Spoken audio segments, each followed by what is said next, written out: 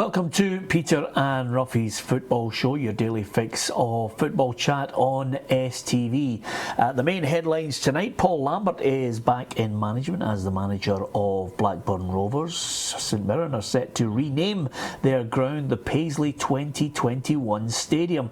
And Mark Warburton has a dig back at Hibs boss Alan Stubbs. Just a few of the topics we'll be discussing tonight. Alan Ruff is here alongside me, Peter Martin, our boot-room guest, as ever, one of our regulars.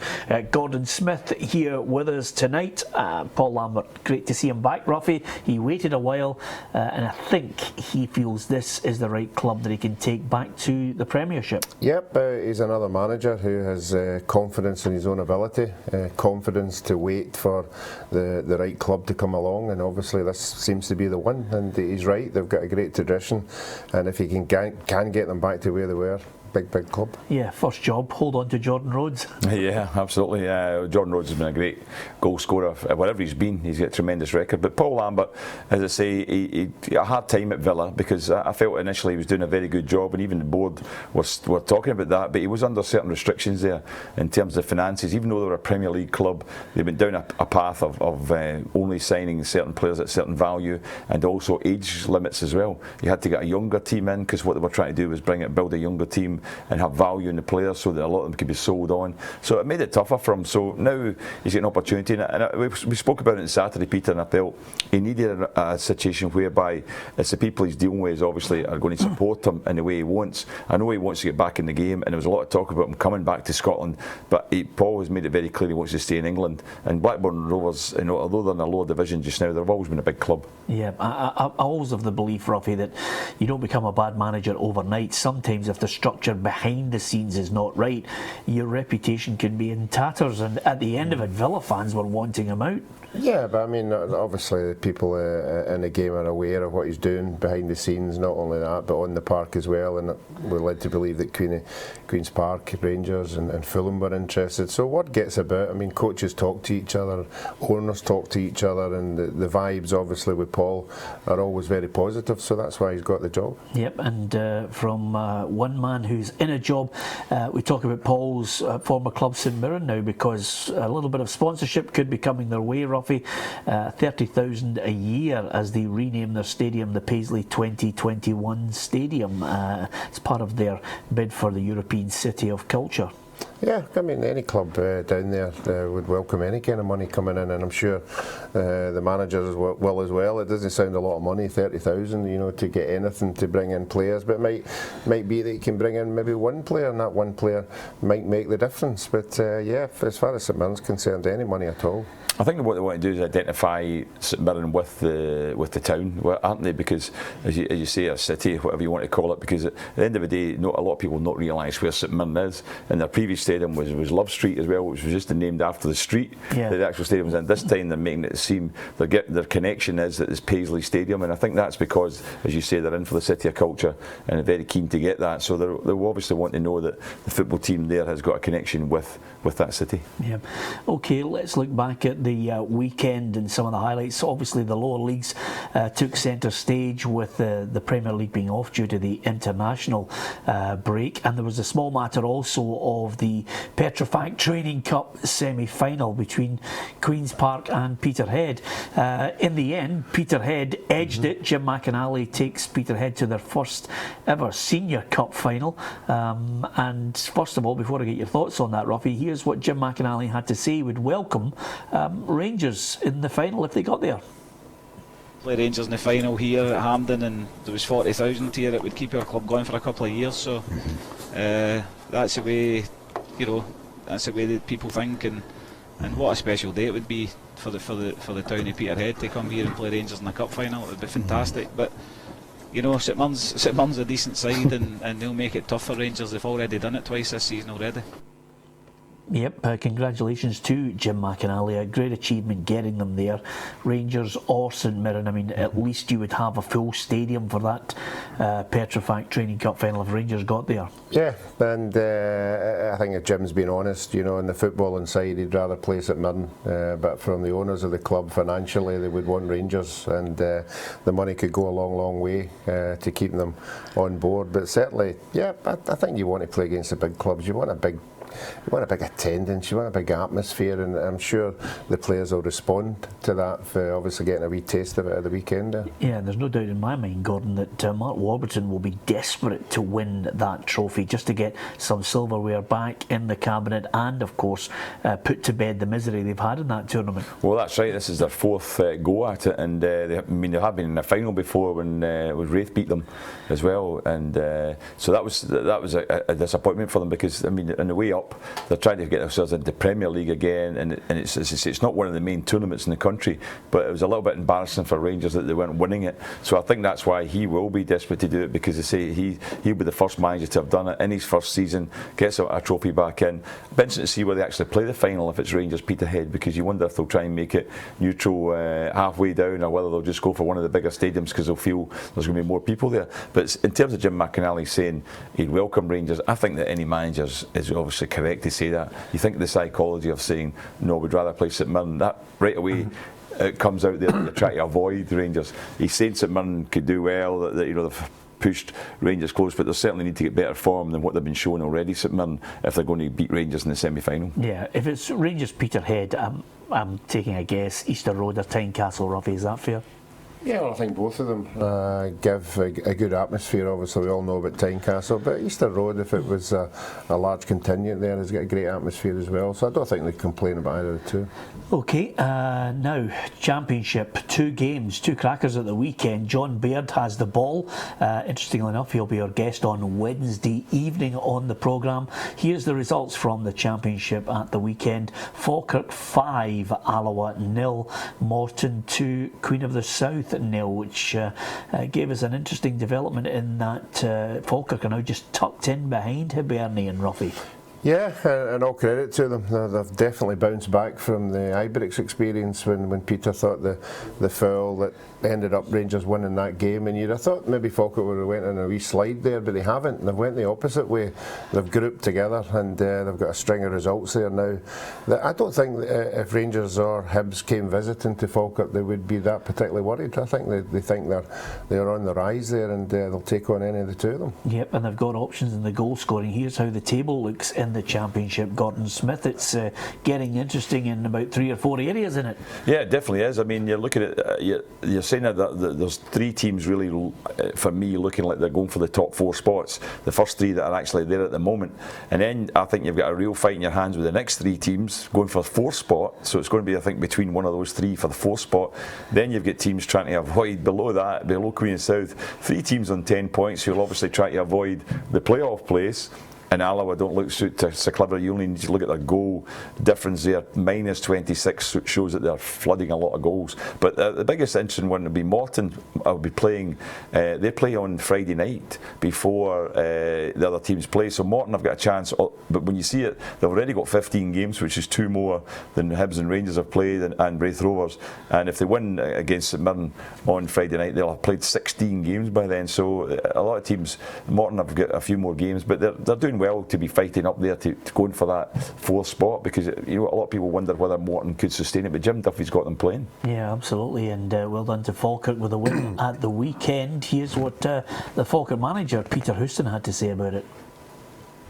We went about the business with a high tempo for the majority of the match. Yeah, we made mistakes, and at times it was kind of a flat and sloppy, but I thought the work rate, the team barely getting a hat-trick. I thought Mark Kerr was sensational today. I thought he'd probably covered more grass or astroturf, or whatever you want to call it, than any other player today, So no, the players are doing fantastically well, and I've got to give them huge credit, because they've got a bit between their teeth, as I've said, in the last couple of weeks. And this quarter we've played 5 games, we've won the 5. I can't ask for any more than that.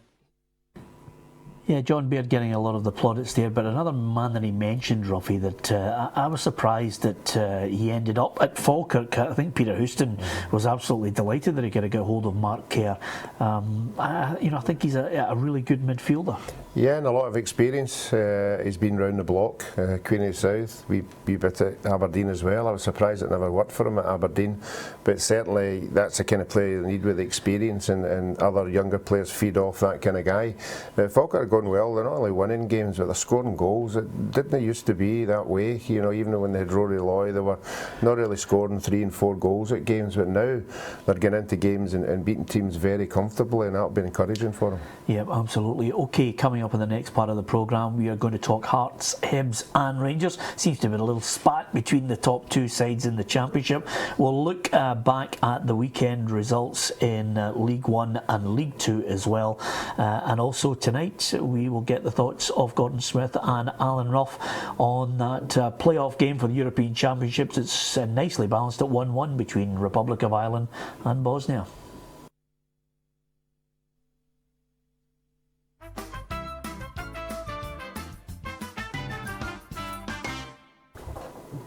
Welcome back to Peter and Roughie's Football Show. Alan Rough and Gordon Smith are with me, Peter Martin, giving you your daily fix of football chat on STV. Delighted to have your company. Lots to talk about in the lower leagues as well. Just before we get to League 1 and League 2, seems to be a nice little ding-dong battle going on at the moment between Mark Warburton and Alan Stubbs. Mark Warburton just basically said he thinks Alan Stubbs is picking numbers out of the air. There's no way Rangers have 4 times the budget of Hibernian. Yeah, you wonder if he must know something to say that. And I can understand what Mark Warburton's feelings are on it, because, as I say, he's more or less getting told, well, you should be getting promotion. You should be winning the league with the money you've got. It's not down to how good a manager you are. It's basically down to the resources you have. Yeah.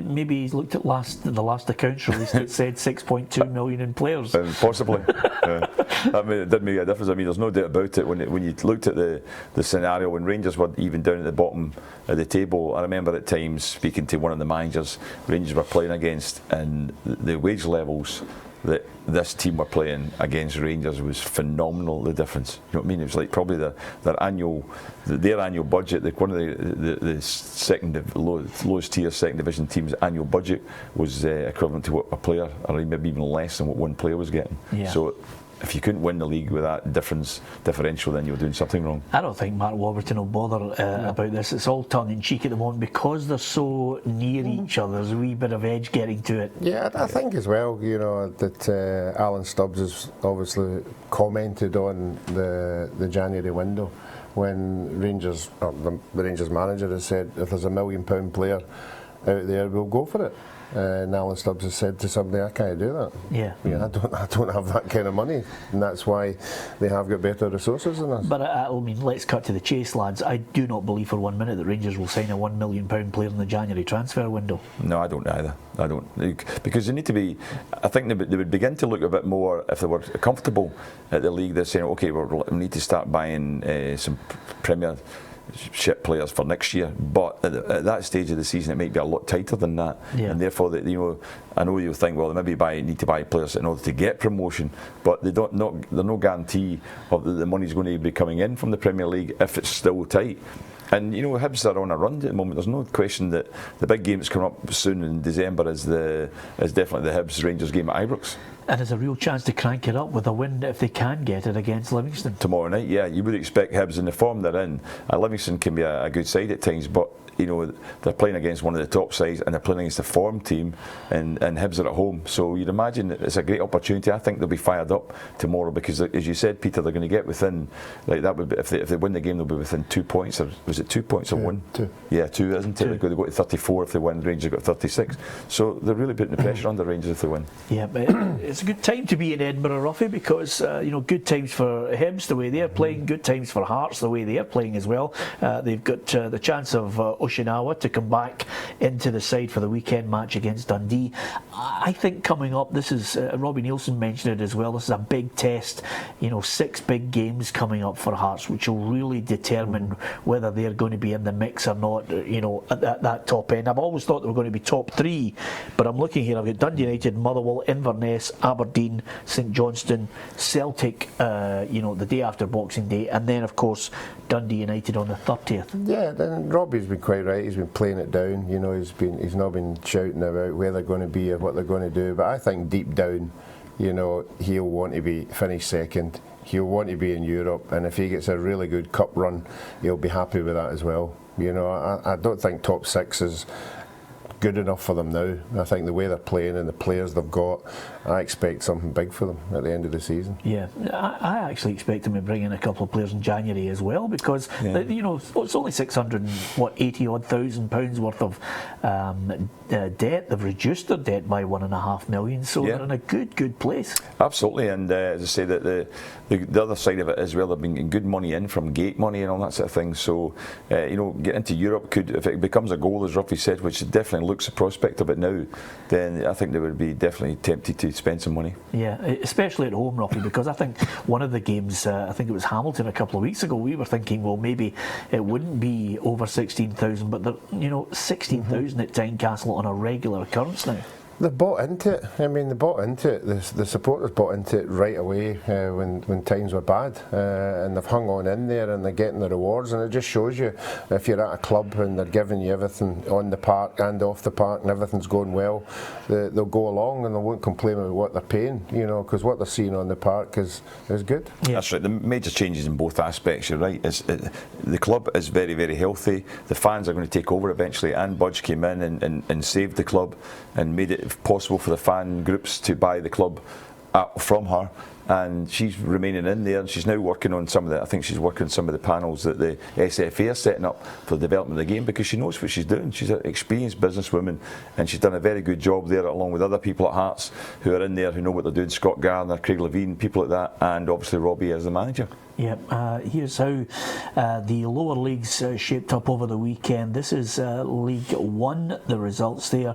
Airdrie 0, Dunfermline 2, Ayr United 1, Albion Rovers 0. I think that's Ayr United 14 games unbeaten now. Cowdenbeath 3, Brecon City 0, and Stenhousemuir 2, Forfar 2. Great credit to Ian McCall at the top. He's making it really interesting with Dunfermline. It's a great battle. Yeah, it's a great battle. Obviously, Dunfermline, couple of not too great results in the past couple of weeks. They lost their boots in scoring, but they got it back at the weekend there. But again, another 1-0 win for Ayr. Just keep them ticking along there, and I don't think even Ian would have imagined where they are just now. Yep. League Two. Here's the full-time scores from the weekend. Annan Athletic 1, Berwick Rangers 0. Clyde with that 4-2 win over Elgin City. There's a cracker between East Fife and East Stirling, 5-3 in the end to the home team, and Stirling Albion 3, Arbroath 1. And I always mention this, the fickle nature of fans and football and pundits. We're all guilty of it at times.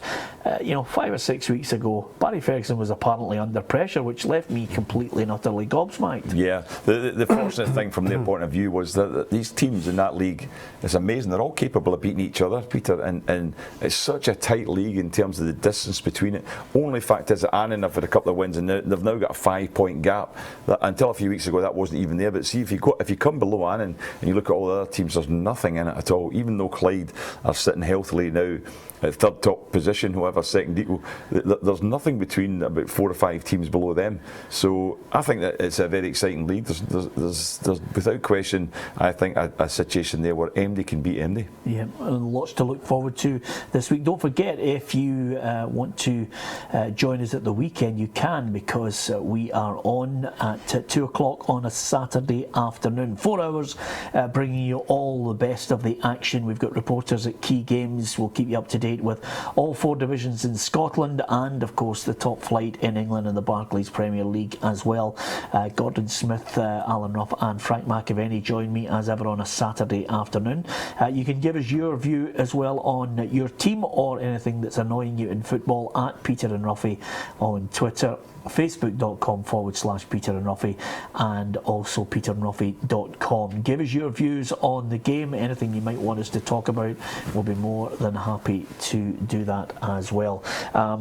Republic of Ireland against Bosnia, we'd love to be there. We're going to watch it as outsiders once again, but Martin Ingall's got a great chance. I don't think he wants to rely on a 0-0 draw in this one, Gordon. This is going to hear him, scare him. He's got a bit of thought process to come out of it, Peter, because you think to yourself, okay, you've got the draw away from home, a 0-0 would put them through. Do you then go and attack? The fans and everything will expect that. But that might also suit Bosnia, because they'll be thinking, okay, if they come forward, we're going to hit them in the break. Because a lot of the teams actually are more comfortable playing away from home and sometimes get better results. So Bosnia, I don't think they'll be pushing all out as well. So it could be a tight game to start with. It could be very tactical. But I'd like to see the Republic get through, because I think that, you know, it'd be a good win for them. And mainly, as I say, the teams that would be a little bit embarrassing for Scotland if the Republic of Ireland are there, Northern Ireland, Wales, England, and we're not in the finals. But the Republic must have a great chance. That they're in a good position. Yeah, absolutely. I mean, it's not going to affect any of the takings in the pubs there. If they get beat, they still go there and drown their sorrows. If they win, Roughie, which I expect them to do.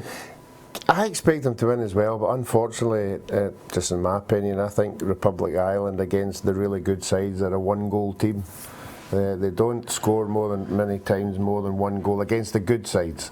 And tonight, if they were to score, I know, that's what I'm saying. If it was 1-0, you'd be hanging on the end of your seat if you're a Republic of Ireland. I don't think they've lost many goals in the tournament, though. I think they're very tight. I think they've only lost about 3 goals or something like that in the group stages. But it's amazing the games, Peter, because we saw there, I mean, everybody was saying about Northern Ireland, they get lucky, they get an easy group. I didn't agree with that at all, and it was proved last night when the team that was third in their group, Hungary, ended up winning and going through. Yep, well, so we're all agreed, I think, Republic of Ireland to go through to the European Championships. I must just say, well done to all the boys at Craig Royston, the junior side in Edinburgh. We were there celebrating. They've got a big 40th anniversary coming up in the new year. Good to be with them. From everybody here, good night.